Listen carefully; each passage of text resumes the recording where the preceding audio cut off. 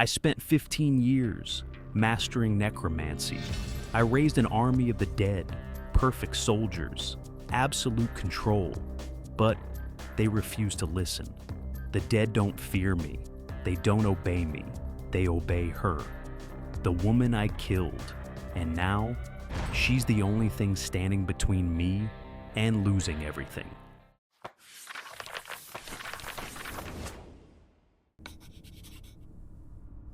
I spent 15 years perfecting the necromantic formula. My calculations are flawless. I raised an army of elite vanguards. Total cost, 3,000 souls. Expected efficiency, absolute.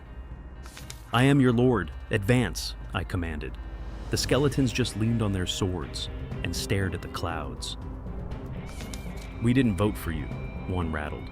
They don't lack power, they lack motivation. I needed a bridge to their rotting minds. I needed Ilara, my most efficient investment. Rise, Ilara. Your mind is still mine to command. Use it. Wake the Legion. She looked at her gray, cold hands, then at me. Still charming as a grave, Victor, she rasped. I pointed my staff toward the fortress. Destroy them, I whispered. Leave nothing but ash. Ilara didn't shout. She just sighed. The army stopped. They didn't charge. They began digging small, neat holes in the mud. What is this madness? I demanded. Gardening, she replied. They want to beautify this place before they die. Again.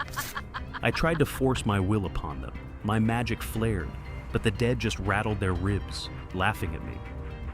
You forgot the most important thing, Victor, Ilara mocked. They don't fear a man who doesn't see them. Instead of fighting, a group of skeletons sat on an old tombstone, lazily dealing a deck of cracked, yellowed cards. I realized I didn't hold the leash. She did, and she wasn't letting go. They won't move, Victor, she smiled. Maybe try saying please to the woman you murdered.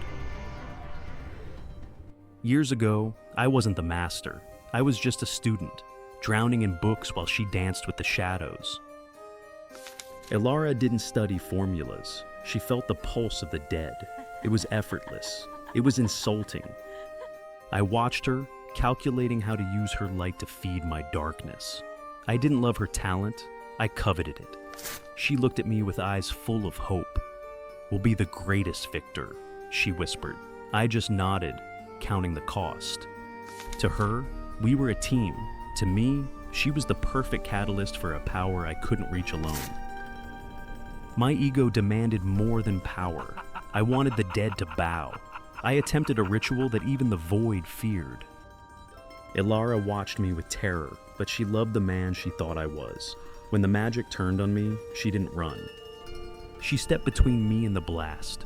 She gave her life to fix my mistake, thinking her sacrifice would change me.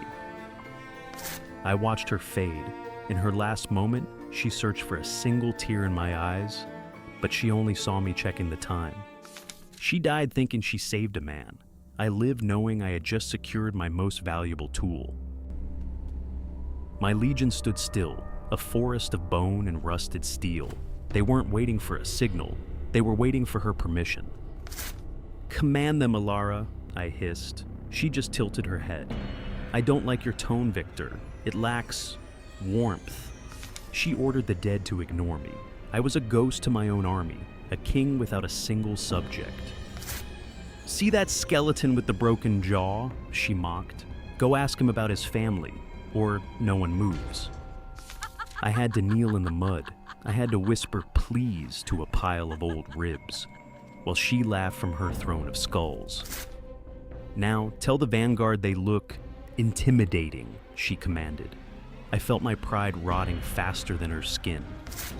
She wasn't just stalling, she was stripping me of my cold armor. She was making me human. Every time I tried to use logic, she countered with a riddle. Every time I showed ego, she showed me silence. I realized her death didn't end our game. It just gave her a better position on the board. You're learning, Victor, she whispered, slowly, but the dead have all the time in the world. We entered the sunken temple, a place where the air itself hungers for magic. My every spell was a flare, calling out to the dark. The shadows ignored Alara, but the temple's heart felt my pulse. A massive stone guardian rumbled to life, its eyes burning with anti-magic fire. The guardian's blade came down like a falling mountain. I raised my staff, but the construct drained my mana before I could blink. I was defenseless. Alara didn't flinch. She placed a single gray hand on the guardian's cold foot. With a sharp whisper, she turned its own ancient death magic against it, freezing the titan in its tracks. "Careful, Victor," she mocked, offering me a gray cold hand. "Your ambition is too loud. It's waking the neighbors." I took her hand. For the first time, I didn't see a resource. I saw a force I could never truly master. She led me through the labyrinth of dust and silence. I followed her, my staff dim, my pride even dimmer. "Why save me, Alara?" I asked.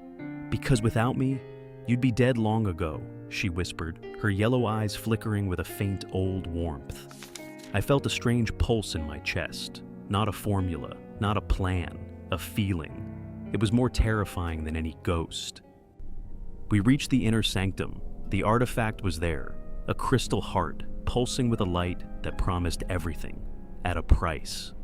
The artifact's voice echoed in my mind. "A choice, necromancer. Give the girl her life back, or take the power for yourself.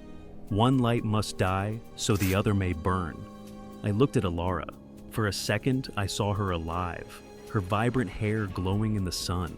But the staff in my hand felt so heavy. I didn't agonize. My mind, ever the accountant, calculated the efficiency of godhood versus a broken tool. I chose the power. Alara saw the math in my eyes. She didn't wait. She struck the crystal, shattering my chance and her own anchor to this world. "You chose the cold stone, Victor," she whispered, her eyes losing their glow. She turned away, her steps heavy, fading into the eternal mist. I took the throne. I claimed the crown of this silent kingdom. I am at the peak of my power, a god of the dead, but the air here is hollow. I raised my hand, a simple order. "March," I said. My voice filled the void, but the silence that followed was deafening. I closed my eyes. I saw her vibrant, chaotic braids. I felt the weight of the please I never had the courage to say. Please," I whispered. The word didn't taste like poison. It tasted like her, like everything I had thrown away. For the first time in my life, I didn't want control. I wanted her.